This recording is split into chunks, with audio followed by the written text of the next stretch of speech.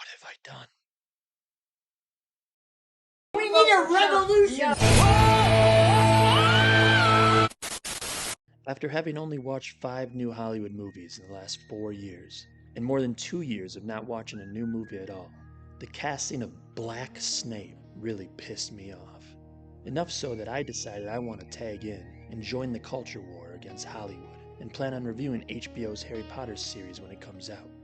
Before then, I wanted to get some practice in recording and editing videos, so I decided I was going to go watch Supergirl. I'm not flying around saving people in this thing. No, not that one. No, unfortunately, I saw this one. Is it awesome? No. The first new movie I have gone to see in theaters since Deadpool and Wolverine 2 years ago. I went to the late showing, opening night, and I sat there alone, a 36-year-old man, watching Supergirl in an empty theater. Opening day. First Supergirl showing in my local theater. And nobody's here.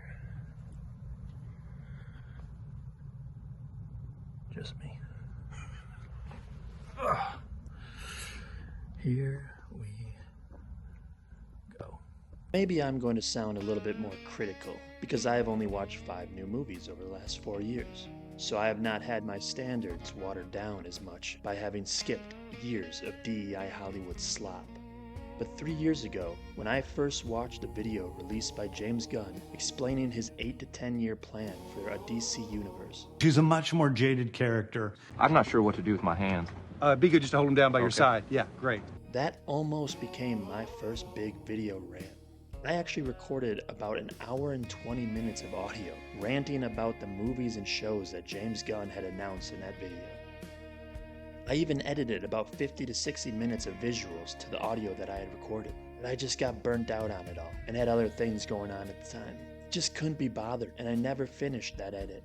But in it, I repeatedly said that James Gunn was not the guy. You're not that guy, pal. Trust me. You're not that guy. Okay. Clearly based on the projects that James was choosing to make, his planned universe was not going to work. But now, having watched Supergirl, which became only the second movie of James Gunn's DC universe, gotta say, this has gone even worse than I predicted, and I predicted an utter failure. I think they just need to straight up find any possible way to Batgirl the next Superman movie. Eat whatever loss they need to. Scrap the whole damn plan. Make a public announcement this universe is over. Still release Clayface, but be very specific that Clayface is part of the Matt Reeves The Batman universe to try to salvage that project, which actually looks kind of good. And just scrap everything else. You can later bring Clayface into the Batman 3 to solidify that change. But for the love of humanity, DC, fire James Gunn and cut your losses now. Anyways, my Supergirl review.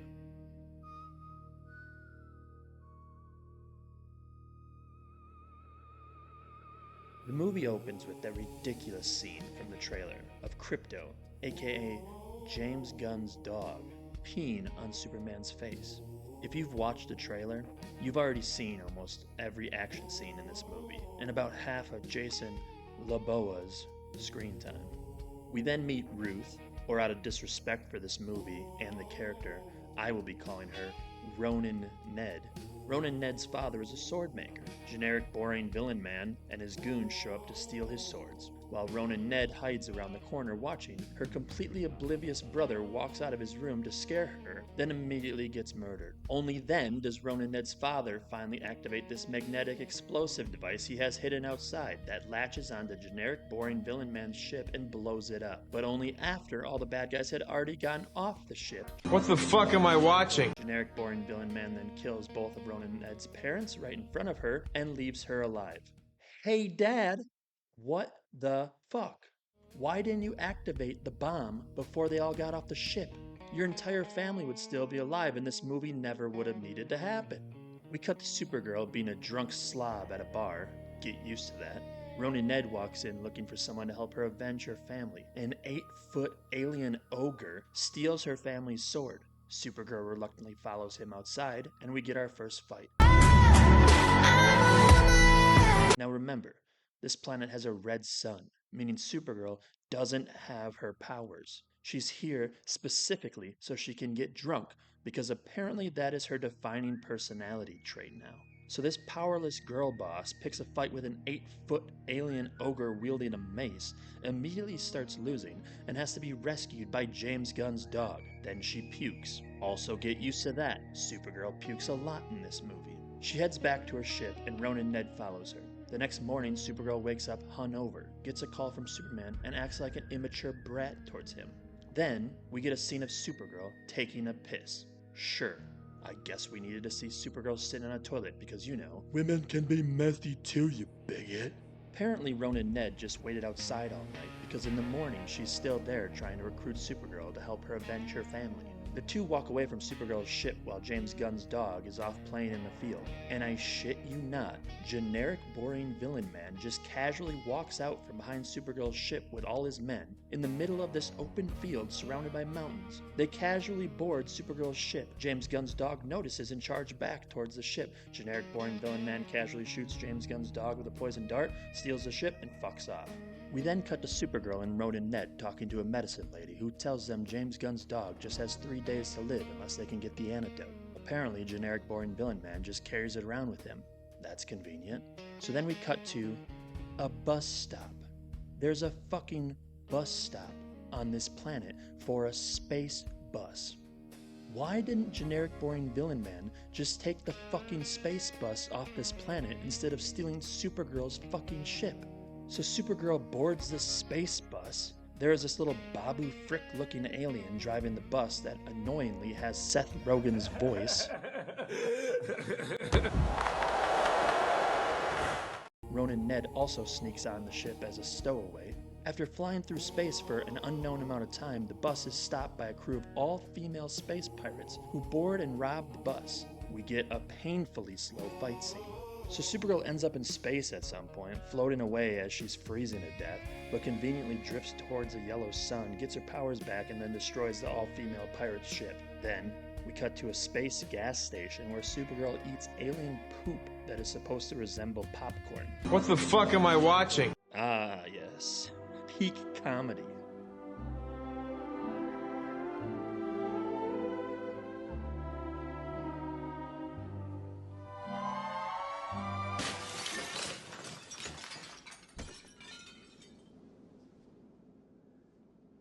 We then discover generic boring villain man traffics girls from a dying planet to keep his all-male species alive.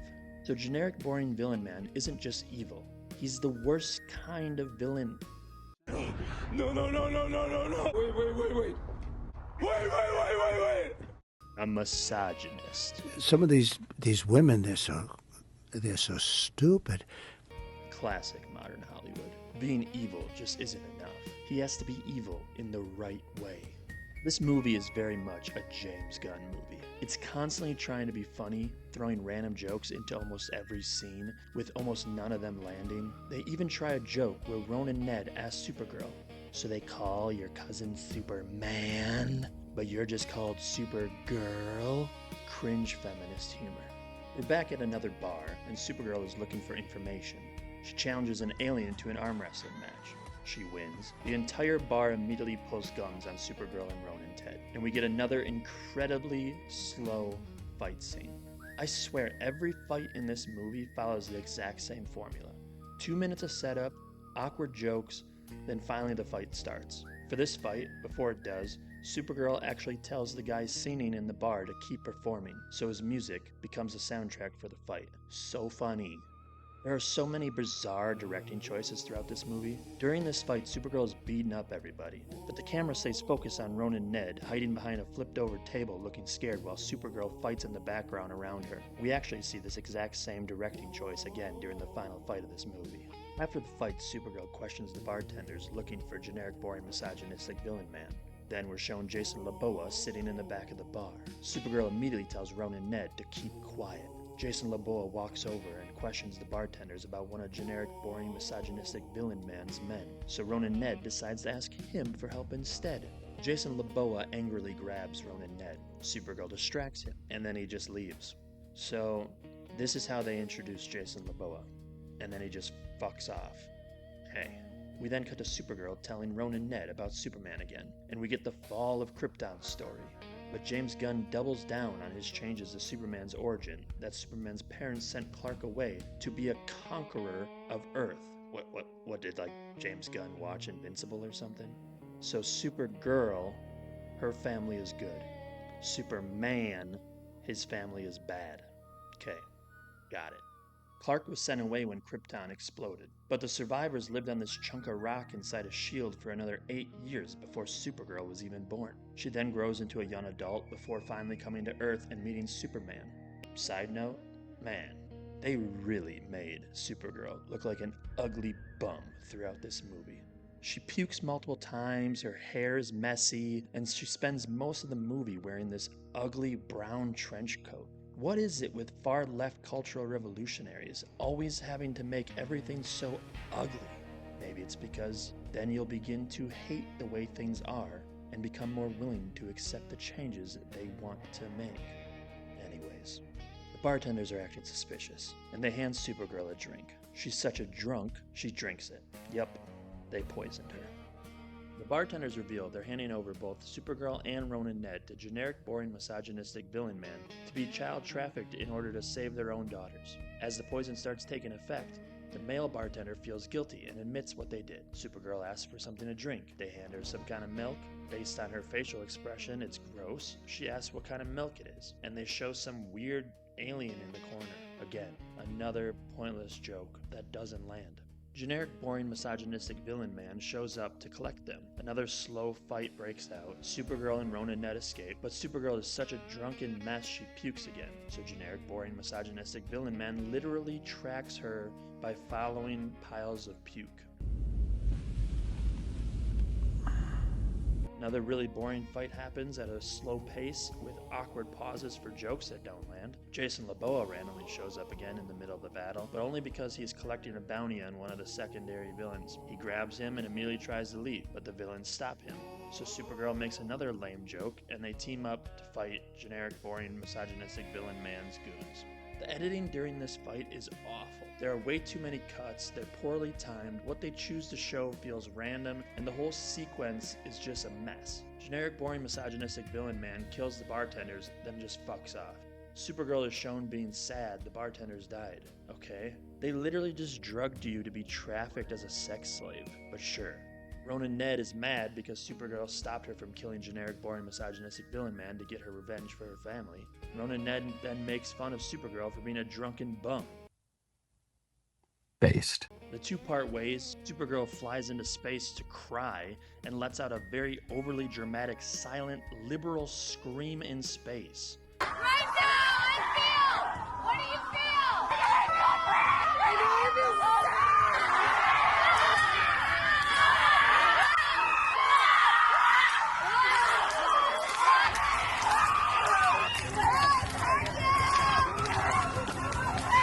it to them! What are they trying to take?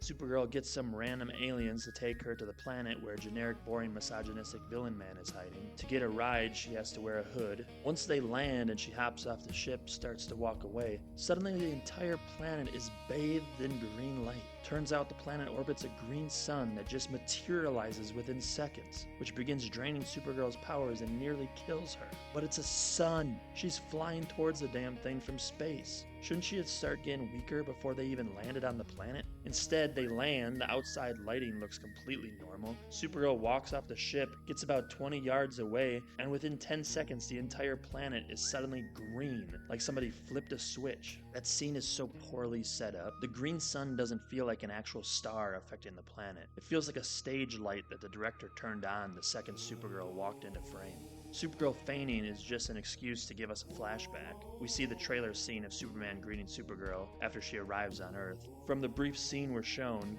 he apparently instantly knows who she is, but still tries to speak to her in English. Then we randomly jump ahead to her life on Earth. She has Star-Lord inspired headphones, listens to music on an iPod, and lays in her bed depressed for a while before the flashback ends and she wakes up in a cave. Apparently Ronan Ned is also there, and luckily she found Supergirl on this fucking planet. Dragged her into a cave, but Supergirl is dying, so Ronan Ned gives her a girl boss pep talk. "You're a drunk bum, but you do good. Thank you." She does good? Excuse me, does she?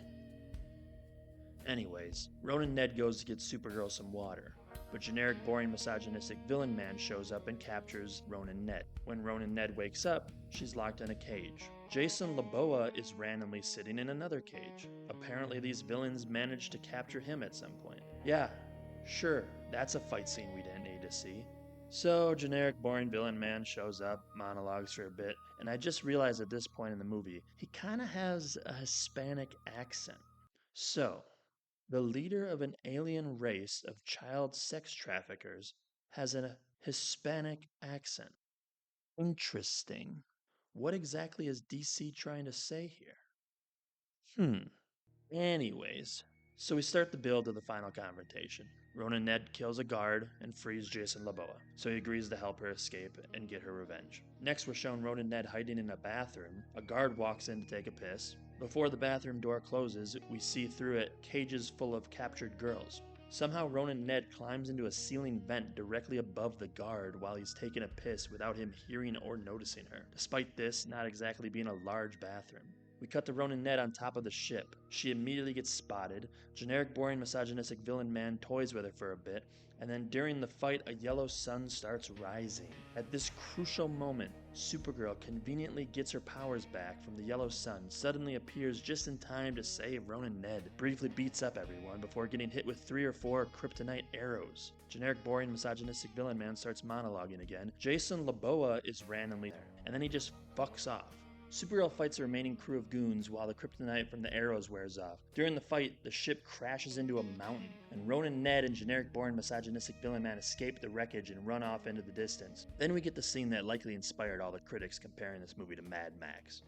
The surviving henchmen burst out of the side of the crashed ship on a bunch of Mad Max-looking vehicles and circle around Ronan Ned and generic-born misogynistic villain man to set up a dramatic one-on-one duel. Except before they can even fight, Supergirl shows up, beats generic-born misogynistic villain man in about 3 seconds, then destroys all the vehicles. The fight ends with a random group of trafficked girls showing up and getting their own little woman empowerment moment by shooting the final henchman. At last, Ronan Ned goes to get her revenge on generic, boring, misogynistic villain man, but Supergirl stops her again and gives her another pep talk about not going down that road. The two hug and cry while generic, boring, misogynistic villain man just lays there. Ronan Ned takes Supergirl's advice and walks away. We're then shown Jason Laboa watching from atop a mountain. Then, after just giving Ronan Ned that speech, the hero, the hero, Supergirl, walks over and stabs generic, boring, misogynistic villain man several times. We are then shown a quick moment of Jason Laboa smiling from atop the mountain. Supergirl grabs the antidote and we cut back to the medicine lady curing James Gunn's dog. James Gunn's dog is better, and we are back in the same spot of the field we were at earlier before Supergirl's ship was stolen. Ronan Ned tells Supergirl she's going to live with her aunt and decides she's going to follow in her father's footsteps by making swords. She asks Supergirl if she's going to go back to being a drunk bum. Supergirl says no. I don't believe you. What? We are then shown James Gunn's dog sad that Ronan Ned is leaving. So, Supergirl decides to take the 13-year-old Ronan Ned out to go finish celebrating her birthday. Responsible! We then cut to Superman's apartment on Earth, where he and Supergirl are talking, and she informs him that she's going to stay on Earth. That's it. That's the movie. They're dying. Let them die. Okay, so here's the big picture problems. They're so ideologically captured that they never allow female characters to truly develop. All the female stories nowadays are unearned success because they can't allow the character to fail in a legitimate, genuine way. They're never going to make a woman look weak or stupid or anything like that. So you can't have a hero's journey. As I stated a few years ago on my old Twitter account, in the most liked tweet I have ever made, which was in response to a clip of She-Hulk lecturing Hulk about controlling her anger infinitely more than him, that was posted by IMDb. Here's the thing, Bruce. I'm great at controlling my anger. I do it all the time. When I'm catcalled in the street, when incompetent men explain my own area of expertise to me, I do it pretty much every day, because if I don't, I will get called emotional or difficult, or I might just literally get murdered. So I'm an expert at controlling my anger because I do it infinitely more than you. I said, feminists always complain when men write female characters, but every time a woman creates or writes a female superhero character, they just end up portraying an annoying, arrogant, self-centered, self-entitled, self-congratulatory villain. Women don't want to be heroes. They want to be the center of attention. It always just seems to be about power. They want to be seen as superior to those they view to be perceived better than them. Males. These are all motives and traits of villains. And that's exactly what we got with Supergirl in this movie. They never learn. As for how the movie's been performing in the box office, listen, Supergirl is a derivative character who can only do well if the character she is a copy of is doing gangbusters. But the last Superman movie didn't perform that well, so why would James Gunn and DC spend $200 million on a Supergirl movie that was obviously going to flop? The movie opened to an abysmal $37.1 million domestically and only $68 million globally. Supergirl did not manage to dethrone Toy Story 5 from the top spot, even though Toy Story 5 was released the week prior, but to be fair, nobody really expected it would. Supergirl did not fare any better in its second weekend, collapsing by over 76%, pulling in a disastrous, measly $8.6 million, and it was dwarfed by Young Washington's opening weekend of $19.4 million domestically. After Supergirl's third weekend, I was going to end this video by saying, I think we can soon expect the end of Supergirl's embarrassing theatrical run, after this film hilariously cratered even further by bringing in just $3.56 million domestically and only another $3.4 million globally. Editing this video has taken a little bit longer than I expected, and now we've had its fourth weekend numbers come out as well. And at the time of this recording, Supergirl's box office is currently sitting at just over $71 million domestically and $53 million internationally. So an utterly abysmal $124 million globally. I was so far off with my initial predictions for this movie. I thought Supergirl would finish in like the high 300 million range, maybe even crack 400 million. Something similar to Captain Black America, which ended its theatrical run at $415 million and lost money for Marvel. At this point, Supergirl is going to lose Warner Bros. Well over $200 million by the time everything is said and done. I know Hollywood has been in this phase for the last several years where they have been prioritizing politics over profit, thanks Obama. And most Hollywood actors and actresses think of themselves more as activists, and they have been brainwashed into playing their part in advancing the left's cultural revolution even at the expense of their own personal careers and the industry that they work in. But spreading your propaganda is a lot less effective if you scare off viewers, especially viewers of the opposite ideological belief you're trying to win over from ever coming to see your movie in the first place. They say it's fine if they're pissing off the right people. But Hollywood is not the industry that should be okay with their leading ladies attacking Christian Dad of 4, which is exactly what the star of Supergirl, Millie Alcock, did. Because Christian Dad of 4 represents 6 ticket sales amplified by all the other large Christian families you just pissed off. Not a great plan. James Gunn's Supergirl was a pure feminist power fantasy. Supergirl's not a hero. She didn't go on a hero's journey. She starts as a drunk bum, and she ends as a drunk bum who murders a guy. Hollywood is so ideologically captured by the left's cultural revolution, they can't let a female character truly develop. They can't show them looking weak or failing legitimately, because that might imply a woman is inferior to a man. So you get unearned success instead. The problem isn't the woman having flaws she needs to overcome. which is a hero's journey we saw with a character like Tony Stark. No, the problem is the world not accepting her flaws, and the world not realizing she is already perfect, just the way she is, flaws and all. The DCU is already dead. It was gunned down. They are dying. Let them die.